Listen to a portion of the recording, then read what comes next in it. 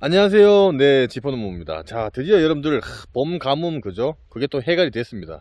또 비가 와서 지금 또 마늘도 그렇고 모든 이 돼지 작물들이 상당히 지금 파릇파릇하게 지금 또 잘 올라오고 있는데, 자, 여러분들이 마늘밭에 요때 이제 비가 온 뒤에 해줘야 될 꼭 세 가지 대해서 제가 한번 알려드리는 시간을 갖도록 하겠습니다.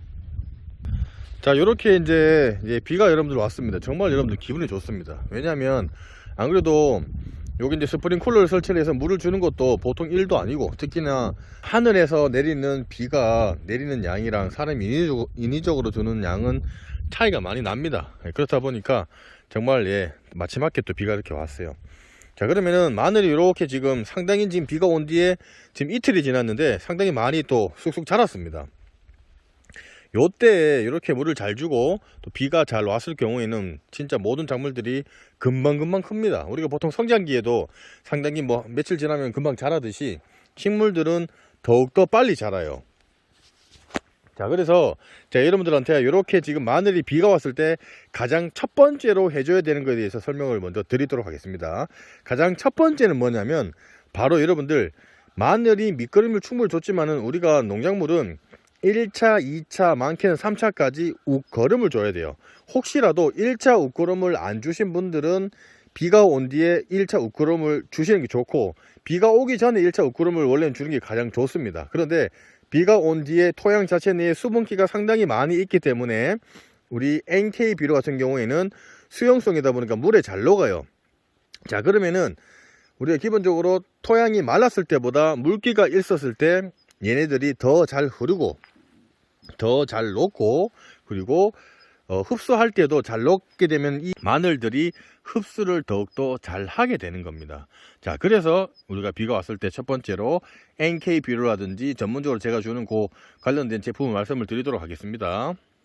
자, 제가 이제 보통 300평 기준의 마늘이나 양파에 우리가 기본적으로 우리가 이제 넣어야 될 1차 웃거름에 대해서 입상 황산가리 수용성 칼리 48% 들어가 있는 요거 우리가 보통 한 9kg 정도, 그리고 유황비료가 요 보시면 우리가 한 17kg, 이제 요렇게 해서 두 개를 섞어서 300평 기준에 맞춰서 우리가 9kg 17kg를 섞어서 밭에 이제 뿌리라고 얘기를 했습니다. 조금이나마 도움이 되셨으면 지포농부 구독하기 무료입니다. 구독하기 이렇게 눌러주시고요, 종 눌러서 전체 알람 설정으로 이렇게 해놓으시면은 무료로 더욱더 많은 정보를 받아보실 수가 있습니다. 보편적으로 말씀을 드리는 거는 제가 전문가형은 제가 앞에서 말씀을 드렸고, 일반적으로 여러분들이 그냥 편하게 할 수 있는 방법을 제가 말씀을 드리도록 하겠습니다. 자, 그러면은 뭘 하시면 되냐면, 저희는 전문적으로 농사 짓다 보니까 비료가 상당히 종류가 상당히 많습니다. 전문적으로 쓰는 요로도 많고, 그 식물에 따라서 저희는 맞춰서 시비를 하고 있는데, 일반 농사를 짓지 않고 귀농귀촌해서 처음 농사를 하시는 분이라든지 혹은 텃밭을 하시는 분들은 이런 비료들을 사놓기가 상당히 부담스러울 거예요. 뭐 돈을 떠나서도 이걸 써야 될지 저걸 써야 될지 모르는 분이 상당히 많잖아요. 그래서 제가 추천을 시켜 드리는 거는, 제대로 하려면은 전문가용으로 맞춰갖고 그 시비에 맞춰갖고 하는 게 당연하고요. 보편적으로 하는 방법은 보통 요 보시면은 NK 초비료는 NK 비료를 상당히 많이 씁니다. 왜냐하면 밑거름으로 저희가 요 보시면은 NPK 질소, 인산, 가리, 고토랑 붕소가 이렇게 들어가요.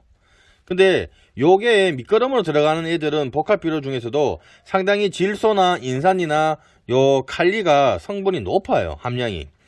왜냐하면 초창기에 식물들이 뿌리에서 흡수를 하고 잘 크려고 하면은 좀 어느 정도의 최대한 거기에 맞는 양의 그 비료가 들어가야 되기 때문에 상당히 이렇게 높게 들어가 있고요. 웃거름 같은 경우에는 추가적으로 얘네가 자랄 때 그 시기에 맞춰 갖고 흡수를 할 수 있도록 적재적소에 맞춰서 그 시기별로 줘야 되기 때문에 요 보시면은 NPK 18, 1, 15, 21, 6, 7 차이가 많이 크죠, 그죠? 이제 이렇게 이제 초비료는 18, 1이나 18, 1, 15 이렇게 이제 많이 사용을 하고, 뒤에는 이제 고토랑 붕소가 들어가는 게 좋아요. 여기 보시면 고토 붕소가 들어가죠. 그래서 요런 NK 비료들 쓰는 이유가 뭐냐면, 인산은 원래는 좀 이 양을 줄여줍니다. 왜 인산 양이 이거를 낮춰서 그 우끄럼을 주냐 하냐면, 이 인산이라는 요 지금 요 비료가 우리가 토양에 우리가 밑거름을 넣어 놓으면은, 여기 보시면 밑거름용 예를 들어서 6을 넣었잖아요. 그러면 요 지금 추비료는 1이 돼 있죠. 요 6이 다른 N이랑 질소랑 칼리는 이게 잘 녹아요, 여러분들. 수용성에서 잘 흡수도 잘 되고 잘 녹는 그런 이제 비료입니다. 그렇기 때문에 굳이 잘 녹지 않는 애를 토양에 계속 인산을 추가를 한다고 토양에서 식물들이 계속 흡수를 하는 게 아니고요. 토양을 더욱 황폐화시키고, 그리고 땅 자체를 안 좋게 하기 때문에, 그리고 인산이 많이 토양에 잔류를 하게 됩니다. 굳이 우리가 필요하지 않는 영양분을 굳이 계속 과다 섭취를 하게 되면은 우리가 비만이 걸리는 것처럼 굳이 줄 필요가 없다는 거죠. 그래서 보통 우리가 추비료는 NK를 보편적으로 주게 되는 겁니다. 그리고 두 번째는 뭐냐면, 요거는 여러분들이 기본적으로 작물을 키우시면은 꼭 해주셔야 되는 거예요. 일반적으로 요 시기가 되면은 토양 속에서 얘네들도 이제 우리 작물이 이렇게 올라오잖아요. 마늘이 싹이 올라오면은 그 마늘 주위에서도 토양이나 이런 안에서 우리 고자리팔이라든지 그리고 관련된 이런 나쁜 균들도 같이 깨어나면서 요 시기 때 마늘을 괴롭히는 시기가 됩니다. 괴롭히는 상황이 된 상태에서 우리가 방제를 했을 경우에는 마늘 자체도 피해를 보지만은, 얘네들이 피해를 마늘한테 주지 않을 때 그 전에 예방 차원에서 미리 우리가 그걸 알고 예방을 해 주셔야 마늘이 피해를 안 보고 잘 크고 광합성도 잘하고 뿌리도 잘 내리고 해서 나중에 수확을 할 때 많은 양을 수확을 하고 결론적으로 경제적으로 이익을 받을 수가 있기 때문에, 여러분들이, 그리고 이게 진짜 집에서 텃밭을 하시는 분들도 잘 아시겠지만은, 우리 이 지금 새싹 하나하나가 정말 이게 아깝습니다. 저희도 뭐 많이 하고 있지만은, 그래도 이게 한 개씩, 이게 저희도 좀 보시면은 비닐도 좀 뚫어주고 해야 되는 상황인데, 그렇지 못하나도 이렇게 나올 때가 있어요. 그러면 시간 날 때마다 와서 비닐을 뚫어줘야 돼요. 그렇다 보니까 이런 것도 또 기본적으로 해줘야 되는 겁니다. 그래서 병해충 방지에 관련돼서 제가 먼저 하는 방법에 대해서 말씀을 드리고, 또 영양제는 어떤 거 쓰는지에 대해서도 말씀을 드리도록 하겠습니다. 자, 그러면 먼저 지금 요 시기 때 비가 올 때 쳐줘야 되는 게 뭐냐면은, 여러분들이 요런 약재들은 상당히 업체들이 종류들이 많습니다. 그렇기 때문에 제가 얘기를 하는 거를 사셔도 되고 아니면 다른 제품을 구매를 하셔도 됩니다.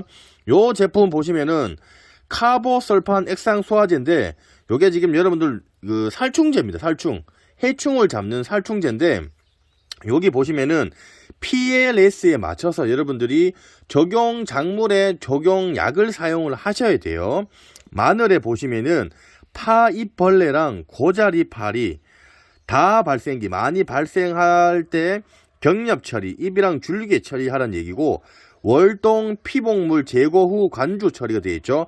요거는 비닐을 벗기고 나서 고자리파리가 같이 월동을 하기 때문에 우리 이제 마늘에 이제 쳐주란 얘기입니다. 자, 그러면은 요 양을 얼마 쳐주면 되냐?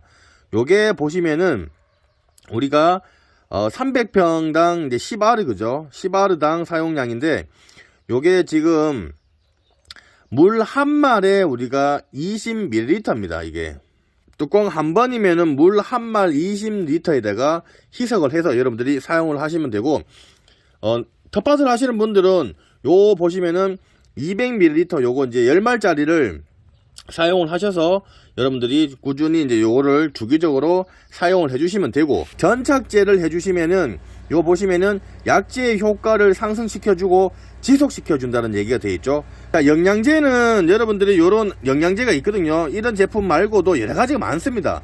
보통 아미노산 영양제 들어가 있는 거라든지 칼슘 영양제, 그리고 미량요소 들어가 있는 영양제를 여러분들이 사용을 하시면 되고, 요런 거라든지 뭐 요런 거, 뭐 여러분들이 가격 저렴한 거를 꾸준히 쓸 수 있는 걸 여러분들이 사용을 하시는 게 가장 좋아요. 그리고 세 번째는 뭐냐면, 이게 이제 여러분들 이제 봄비가 지나고 나서 마늘이 우리가 이제 우기가 들어가는 그 시기까지 마늘이 자랍니다. 그러면은 가장 중요한 게 뭐냐면, 마늘이 물을 좋아하지만은 배수가 잘 안 되면은 마늘이 다 물렁병이 생겨갖고 무름병이 생겨갖고 다 썩어서, 또 그 썩은 부위를 통해서 다른 좋지 않은 균이 침투를 해서, 혹은 해충이 또 침투를 해갖고 이 전체의 마늘 전체가 초토화시키는 그런 상황이 발생을 하기 때문에 우리가 사람이 다니는 이 헛골 아시죠? 헛골 이쪽에 여러분들이 기본적으로 물이 만약에 비가 한 온 뒤에 물이 고인다 그러면 저쪽에는 물이 고이기 때문에 넘나지가 안 맞고 배수가 잘 안 되는 상황이다 보니까 우리가 헛골에다가 배수가 잘 되도록 흙을 배토를 해줘야 됩니다. 배토. 그래서 관리기를 통해서 배토를 하셔도 되고 호파나 곡괭이를 이용해서 보통 호파를 이용해서 우리가 흙을 해서 물 빠짐이 잘 될 수 있도록 헛골 그리고 외곽 쪽에도 우리가 1차적으로 배수로를 정비를 해주시면 좋아요. 이 바깥에도 여러분들 보시다시피 이렇게 우리가 그 유공간을 묻는다거나 아니면 배수로 간을 묻어서 이런 식으로 물 빠짐이 잘 될 수 있도록 이렇게 만들어 놓으셔야 됩니다. 요거는 우리 마늘뿐만 아니라 모든 작물이 동일해요. 왜냐면 배수가 잘 돼야 모든 작물은 잘 됩니다. 그렇기 때문에 이렇게 이장님한테 얘기를 한다거나 혹은 지자체에 가서 이런 배수로를 신청을 해서 물 빠짐이 잘 해서 배수가 잘 돼서 작물이 잘 자랄 수 있도록 여러분들이 그렇게 신경을 써 주셔야 됩니다. 자, 그리고 요거는 뭐 제가 추가적으로 말씀을 드린 건데 또 요 시기가 되면은 기본적으로 우리가 흙에 묻혀 갖고 싹이 못 올라오는 마늘들이 있어요. 그러면 이렇게 우리가 기본적으로 갈고리를 이용한다거나 해서 여기 있는 싹들을 이렇게 끄집어내 주는 것들을 뭐 미리 하긴 하지만은 그래도 비가 오게 되면은 더욱더 이게 눈에 잘 보입니다. 그렇기 때문에 이런 작업들도 기본적으로 해 놓으시면은 이게 뭐 한 개가 솔직히 상당히 아깝잖아요. 그죠? 그렇기 때문에 여러분들이 골고루 잘 살펴서 작물을 잘 키울 수 있고 하나하나가 소중하기 때문에 여러분들도 그걸 참고를 하시면은 좀 더 많은 양을 또 수확을 할 수가 있습니다. 자, 보시면서 궁금한 사항 있으면은 댓글 남겨놓으시면 제가 상세하게 설명을 해드릴 거고요. 조금이나마 도움이 되셨으면 저희 지포농부 구독하기, 좋아요 공짜고 무료입니다. 네, 구독하기, 좋아요 부탁드리겠습니다. 감사합니다.